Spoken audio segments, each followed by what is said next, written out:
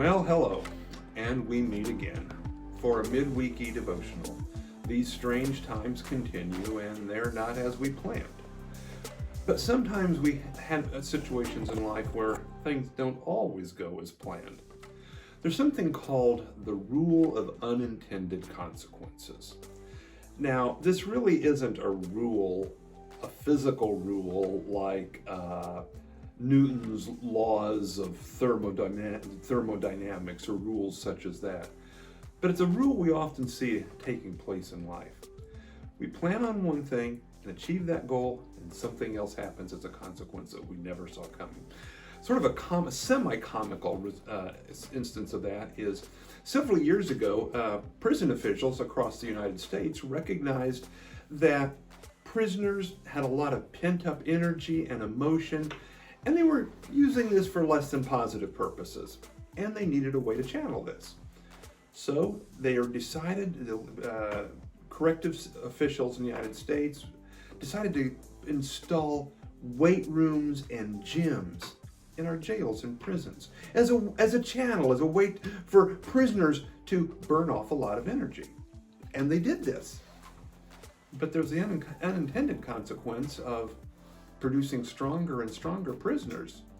And because of our high return rate and recidivism rate in the US, when these prisoners were released, we often created stronger criminals.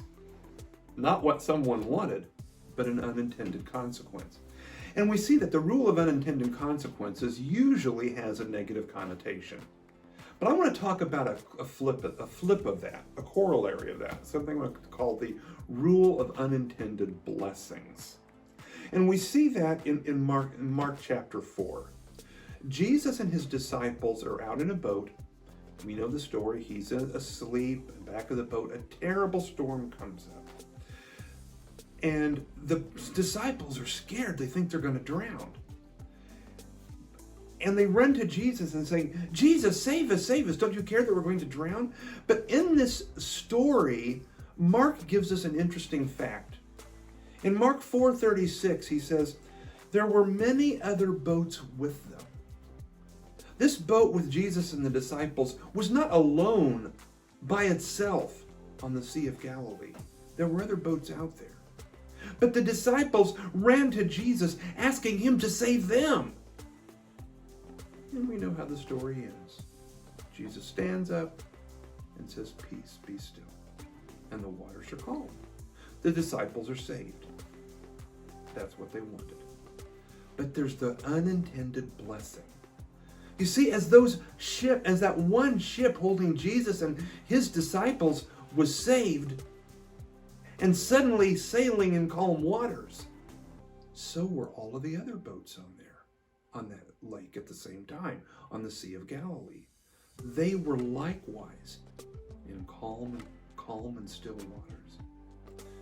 The rule of unintended blessing. What the disciples had prayed for themselves, that blessing spilled over to others.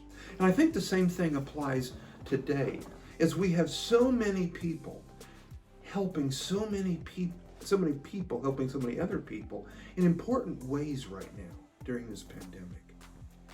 I believe that not only is the person who is being assisted, who's being cared for, being blessed, so are others being blessed that we don't even know about. We do not know the names of the people in those other boats on that lake with Jesus and the disciples.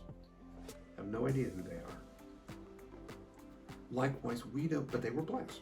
Likewise, we don't know the way that our actions have unintended blessings to others. So as you carry out your missions, your ministries, your acts of kindness and service, not only during this pandemic, but at all times, I want you to remember, we do not know how broad the scope of that blessing is when we serve others in the name of Jesus.